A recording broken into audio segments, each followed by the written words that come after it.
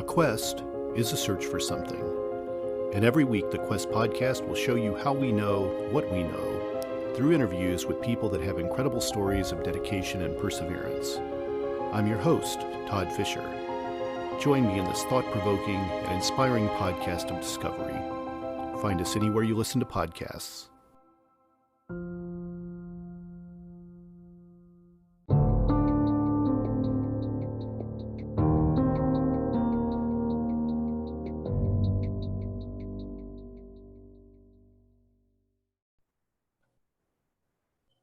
Hey everybody, welcome back to another season of No Earthly Explanation. It has been a while and we miss you all.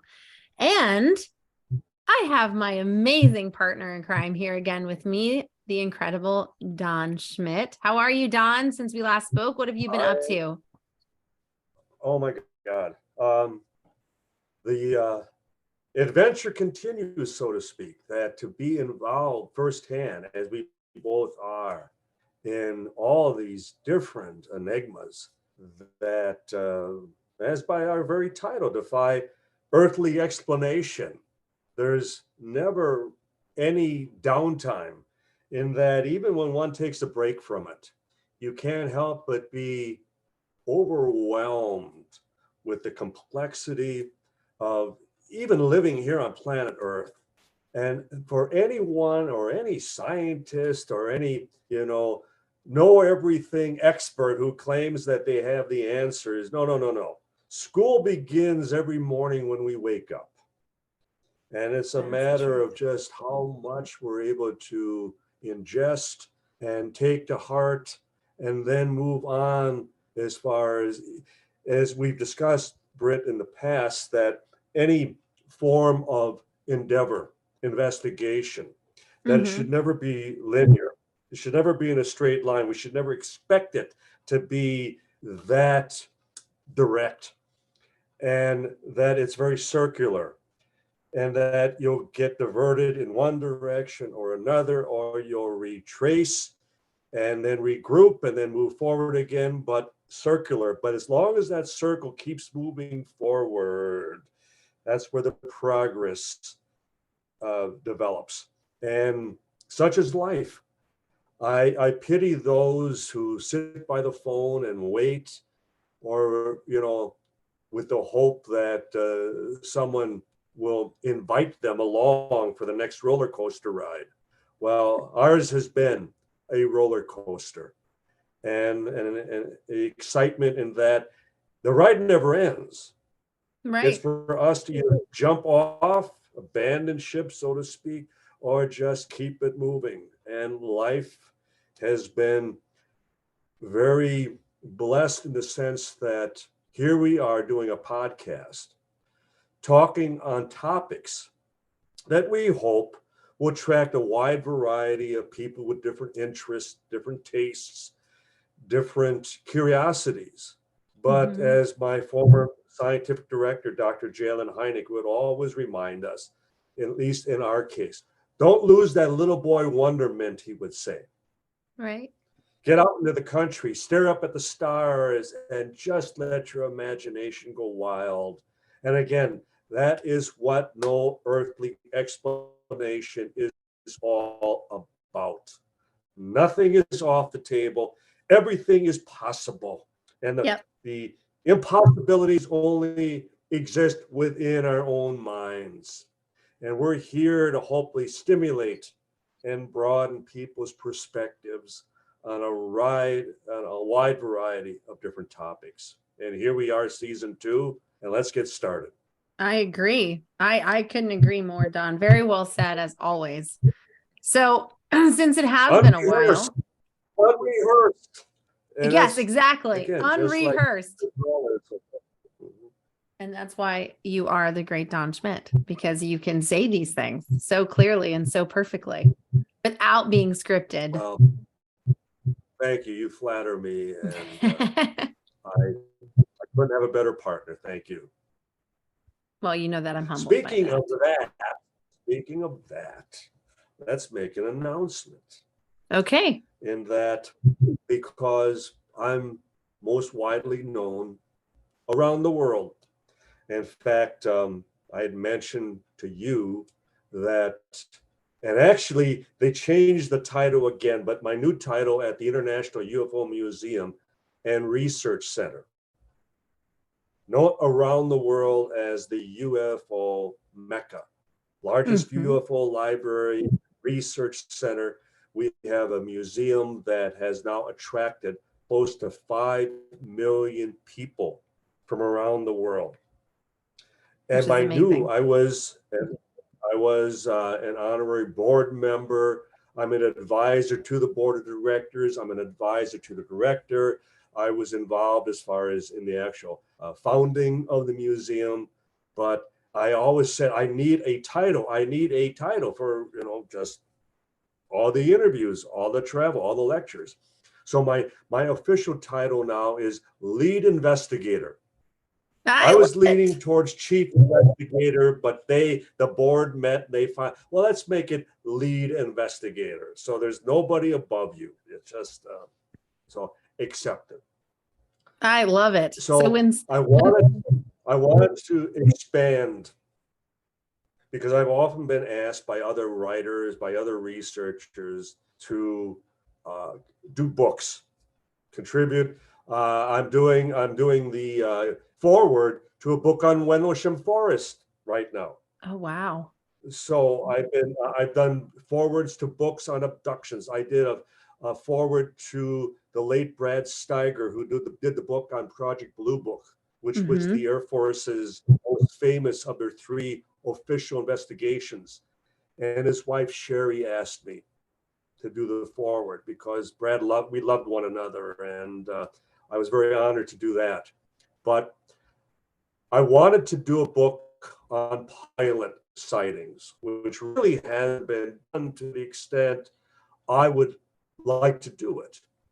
Right. And on a global scale, because there have been some of the best UFO incidents of all time involving pilots. Right. Trained military, trained commercial. They know what should be up there and what should not be up there. They are totally familiar as far as with the nighttime sky, as far as based on their many hours of experience. So when something unusual shows up out of nowhere and comes at them head on, and they have to take evasive action to avoid collision, I can assure the viewers today that we're not dealing with our own known aircraft. We're not dealing with typical air traffic. That, again, these trained pilots would be the most experienced in discerning yes or no. Is it ours or is it something else? Right. So we have all these cases at our disposal, and they need to be compiled. They need to be demonstrated that this is something that is happening on a global scale. And I thought, who better to help and co-author the book than my own partner, Brittany. And so as a result, she has thankfully agreed, though she laid out some pretty heavy requirements.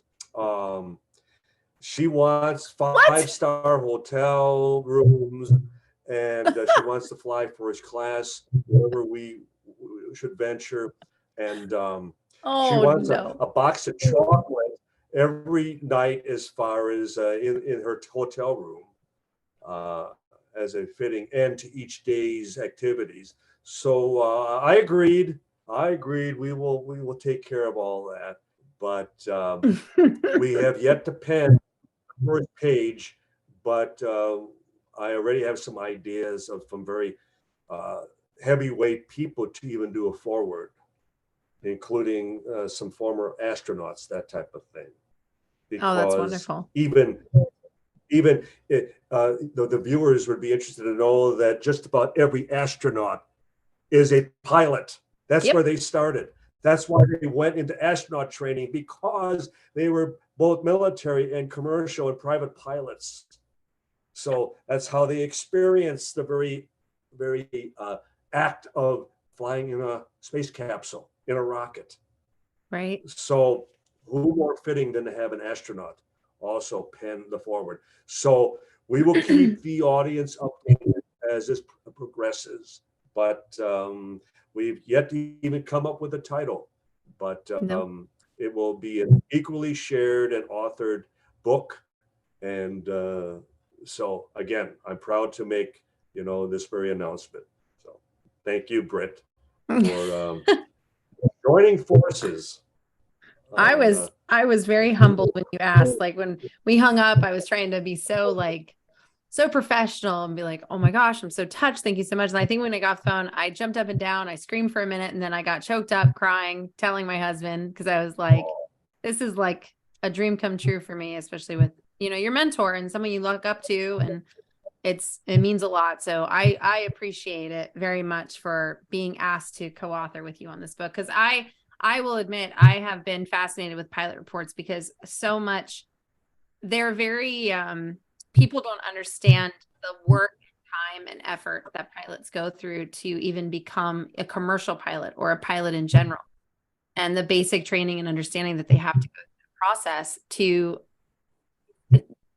it baffled me learning everything you have to learn. And then they really do know the sky better than anyone. I mean, they're up there all the time. They're familiar. I've talked to pilots myself who are like, "Oh, I can put on my watch when I know I'm going to see a star come by. Like I can tell you right now when it's like," and they have it down to a science on tracks that they take constantly at certain hours and certain nights. And it's like, if they something, you have to take it into consideration and listen to them. But past cases from the 50s and 60s, we didn't have the satellites like that, so here they are dodging things that are coming at them. Incredible stories. And where are they? People need to hear about them. We need to make them more aware of what they were going through and what this, and at least keep that legacy going. And for the pilots that are currently experiencing things.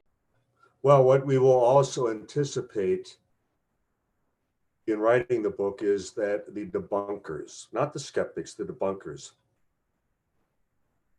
and that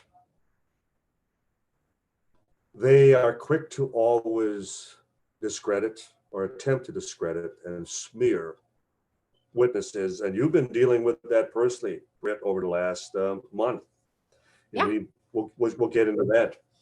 But they will be quick to point out that, as one in particular, who I have debated numerous times in the past, on one occasion, he even stormed off the stage when his own peers applauded my response to something that he said that was so ridiculous that they even laughed at it. But that's how these people are. And they're going to claim that pilots are no more trained than anyone walking on the ground. Well, next time, and as I suggest, next time you get on a plane, pal, let's think that pilot has no more experience than you do as you belt yourself in and you hope to get to your destination safely. It's like, stop it. Stop it. You're trying to play off of the novice. You're trying to appeal to people who don't know any better. And your audience is minute, because anyone who has flown in a plane is treating that pilot with the utmost confidence, as no less than in the hands of a surgeon, a medical doctor. Right. And so if that's the only argument, the only ammunition you have, you've lost before you even start. So that's why we're going to jump on that to begin with. And now let's get into what these very highly trained individuals have reported. And wouldn't we love for them to have an opportunity to testify one by one in front of the congressional hearing about their own personal encounters? And speaking of that, isn't it ironic that the very thing that has attracted the attention of the media as though this was a new phenomenon, and as though we're finally getting the attention in Washington that we've so long worked towards. Right. And it involved the Navy pilots, such as Fravor and Graves and Dietrich with the Navy, and the encounters that they had off of the Pacific Ocean, off of San Diego, the Nimitz carrier, and all stemming back over the last 10, 15 years. Right. Pilots, and then locking their own radar system on these unknowns. And now the fact that with the U.S. Senate passing the National Defense Authorization Act, and that it's stipulated, it's buried within, 4,000 pages. Yeah. That they will be granting immunity. They will be inviting people such as Major Robert Salas to testify, like on the Malmstrom case that happened in 1967, when an entire flight line of Atlas missiles, each one of them a nuclear missile, and a UFO that had infiltrated the very perimeter of this highly secured military strategic air command. Right. And that Salas now has just informed us that he has been invited. He's going to be one of the first people to testify. And that will get the others to line up. Yeah. Because as we both know, power in numbers, the idea that we're not talking about isolated cases here, ladies and gentlemen.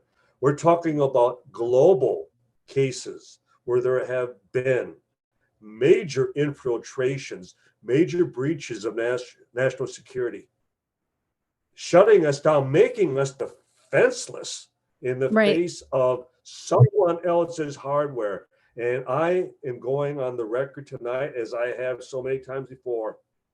God help us if this is Russian or Chinese. And the point being, back in 1967 with Malmstrom, this was nobody's made here on Earth. This was a technology that was well advanced beyond anything that we even had in the air at that time. Right. So this potentially will, and as Brit, we've discussed it in some of our earlier programs, that unless Congress exercises the granting of immunity to potential whistleblowers, well, it is now in the actual Defense Authorization Act. It's there. Yep. It's now up to Congress to act on it. Yep, exactly. Now, that's where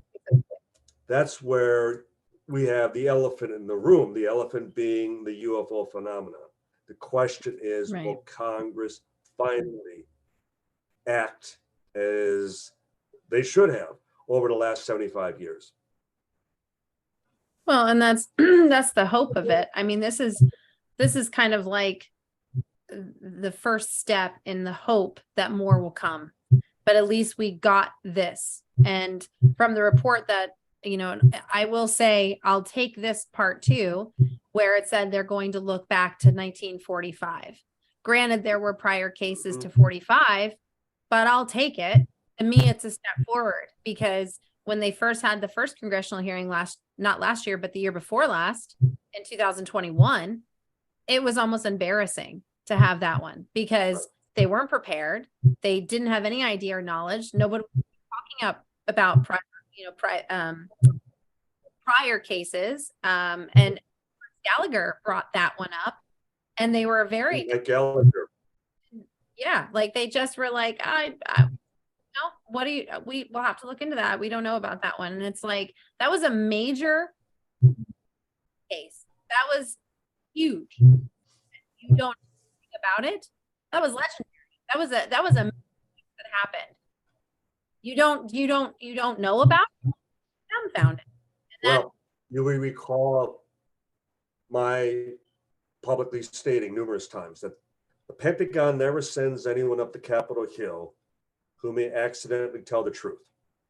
And that was the reason they sent those two know-nothings who were at no risk in accidentally saying anything out of turn. Right. And when they said they knew nothing of Malmstrom, for example, they were telling the truth. They did not have need to know access to such highly classified documents. And as a result, that's where, like you mentioned Gallagher, who's one of my representatives here in Wisconsin. Mm-hmm. That's why they were dumbfounded. That's why they couldn't believe that. How could the Pentagon talk about a major breach of national security, right, involving our own nuclear arsenal? And right. here, the head of Navy intelligence is going, I never heard of that. Exactly. Because that's why you're head of Navy intelligence, because you're essentially out there to spread intelligence BS. Mm-hmm. That's what you guys do. You have absolutely no access to the truth. You are used to spread disinformation. I'm sorry, Right. I've had high-ranking intelligence officers tell me that when they are screening these officers for intelligence, they will intentionally select the biggest storytellers, the biggest BSers in the unit, because they can tell lies with a straight face. They can tell lies without cracking a smirk or a smile. They're professional liars. And that's what the Pentagon relies on to continue the propaganda. Yeah. So it's in Congress's hands as we speak. It is up to them to say the deception over 75 years is over. You have not been briefing us on a situation that indeed has demonstrated time and time again that it is a threat to national security. And as far as we're concerned, you are the present threat. You are the ones who have been deceiving all of us for whatever your agenda, whatever your purpose in all this. And it's over. It's over. Yeah. I would love to have, and I have, when I've sat down with even two-star generals, it's like, you're not going to get anywhere lying to me. I know too much. I've been there. It's over. Don't even go there. It was like when we were, for the last time, with the head of counterintelligence from Roswell in 1947, the late Lieutenant Colonel Sheridan Cabot. So he was head of counterintelligence, was a predecessor to the CIA. And every time we had been with him, we caught him in lies.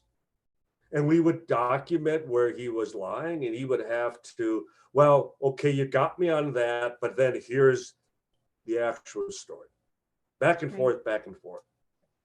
So we're leaving, and I turn and I say to him, Colonel, I have to admire you. You know, you're a true patriot. You've done all you can to spread a lifetime of lies about what happened in 1947 with Roswell. And then I said, but what gives you the right withholding it from my generation? All of us who weren't even born back at that time, who weren't around, you've decided that you're going to deceive the world for all time. What gives you that right? And he kind of mused on it for a few moments, and he goes, gee, I never thought of it that way before. And he fired back, but I'm still not going to tell you the truth. And that was the point. That he actually put it that way. I am still not going to tell you the truth. And that's what those two intel officers did with the congressional hearings. We're not, don't bother, don't ask us whatever. We're not going to tell you the truth. And Congress has that authority to say, it's over, no more, no more. It starts as of today. You will tell us the truth out of penalty of perjury. And so that's where it's up to them. It's up to them. Well, hopefully it'll lead us down the right path, because it's taken, look at how many years, we're talking 75 years to finally get to where we are right now. So hopefully the more we push, the more we pressure, we'll actually be able to get even more closer to the truth, or get it at least to where more people can come forward safely. And I think that's kind of where we're at right now, with getting a little bit of protection to do so. So you've also continued as far as in your own personal exploits, not only with Bigfoot, but also with ghost hunting. Yeah. And other ancillary topics that personally may not be as big as the notion that we're being visited by an intelligence off the planet, but nonetheless, just as exciting, just as adventurous. So I'm anxious to hear about some of the things that you've been involved with. Well, I mean, like, I started doing a lot of studies on the giants, of course, the giant aspect as well. I wrote a lot about that. It's funny, like the Bigfoot portion it's kind of slowed for me on my end. There's been a couple of things that I've been called out on and they've been asked to be involved in, but the Bigfoot side has kind of calmed down.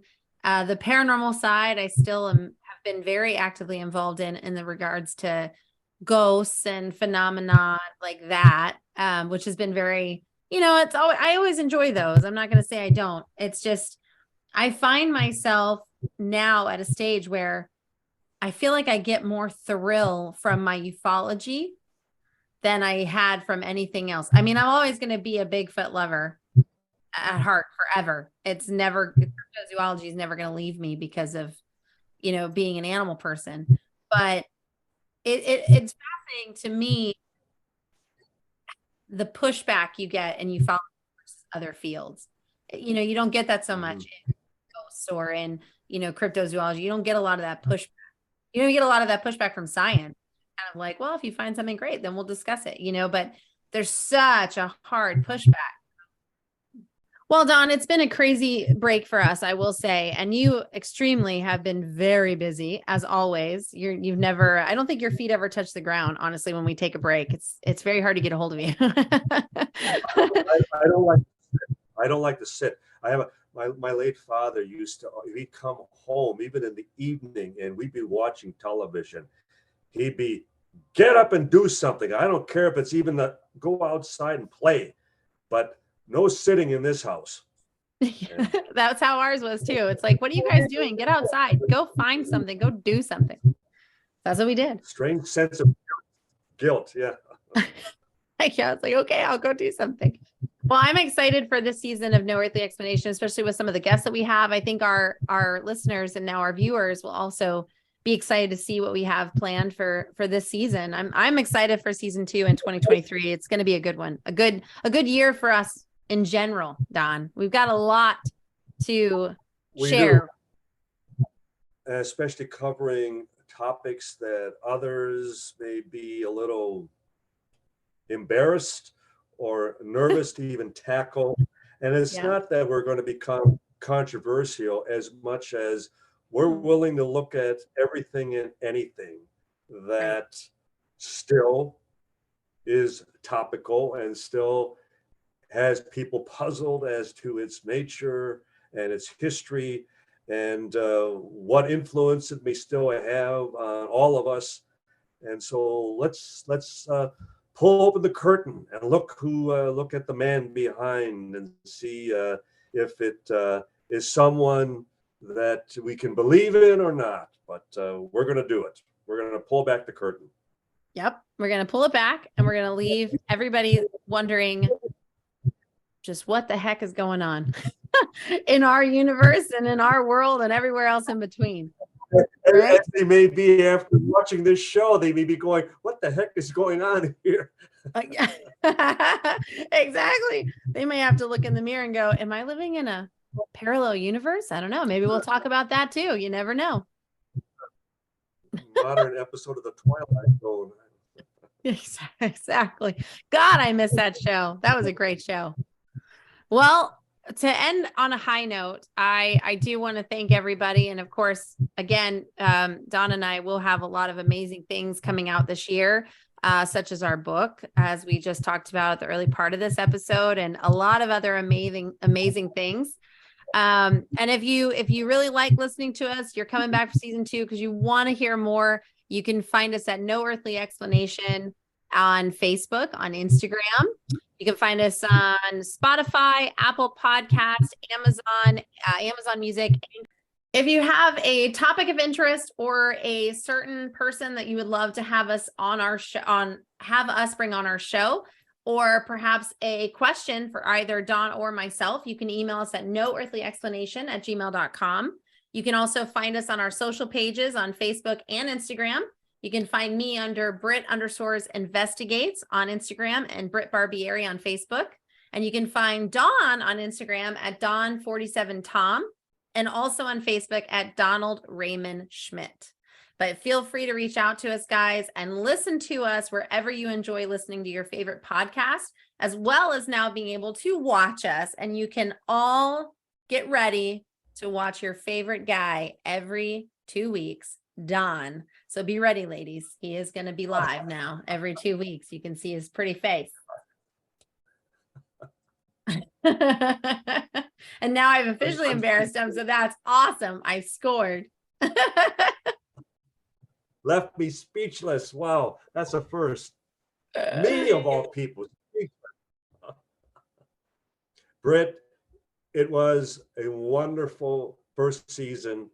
Second season is only going to be bigger and better and more of a roller coaster ride. So everyone, we invite you to get on. The ride is just beginning.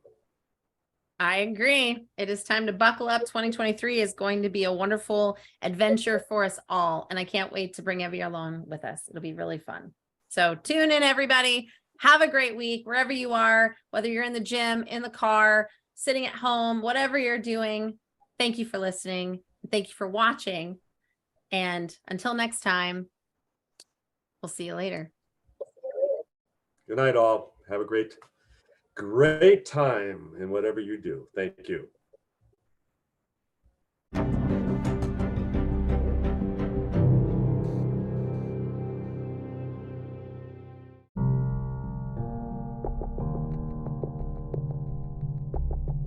Hi, everyone. I'm Todd Fisher, the host of the Cult Following podcast. Cult Following is a podcast that studies the personalities and common traits of cult leaders and their followers. Get the real story behind these infamous and oftentimes tragic cults from a new perspective through exhaustive research and from interviews with people that were there. Available anywhere you listen to podcasts. Thank you for listening to this podcast. Please be sure to rate and review this episode. This podcast is produced by Todd Fisher and Anthony Smith and is distributed by Metacortex Publishing. This podcast is copyright. Any previously trademarked or copyright content is used by permission. Information and opinions stated in this podcast should not be construed as medical advice. Please be sure and visit the official website for Metacortex Publishing at metacortexpublishing.com or find us on social media for other unique content.